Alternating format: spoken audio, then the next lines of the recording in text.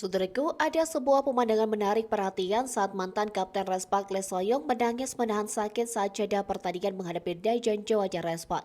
Pada pertandingan yang dimenangkan oleh Respak dengan skor 3-2, Megawati nyaris mengukir headshot saat spike-nya menghantam badan dari Lee Soyong pada Senin 30 September. Untuk kali pertama setelah pindah ke IBK Altos, Lee Soyong resmi bersuara Respak di ajang KOFO Cup 2024. Sekedar pengingat, Lee Soyong merupakan kapten tim Respak di Liga Voli Putri Korea musim kemarin. Dia memiliki hubungan yang sangat baik, bahkan seperti saudara kandung dengan Mega. Namun untuk musim ini, khususnya Mega dan Lee Soyong akan berada di sisi yang berseberangan. Sebagai contoh, saat Respak bersua IBK Altos pada laga pertamanya pada turnamen pramusim KOFO Cup kali ini, Megawati menjadi penyumbang poin terbanyak setelah Vanja Bukili. Keduanya mengumpulkan 53 poin untuk Respak dengan rincian 22 angka diraih Mega dan sisanya menjadi milik outside hitter asal Serbia. Pemandangan menegangkan terjadi di set pertama, tepatnya saat Megawati menjadi point maker karena setter Respak Yum Haeson banyak mengirimkan umpan kepada Megatron julukan Megawati.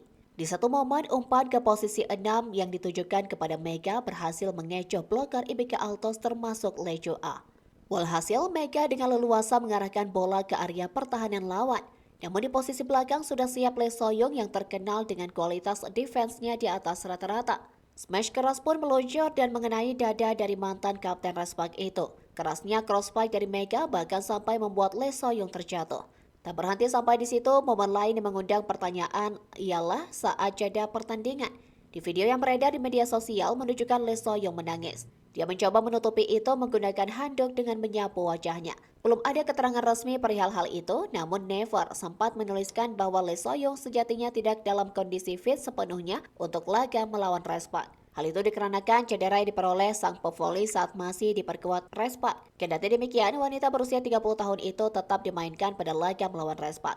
Megawati menjawab keraguan. Megawati jadi yang paling terakhir bergabung dengan tim Respak untuk menyongsong musim baru 2024-2025.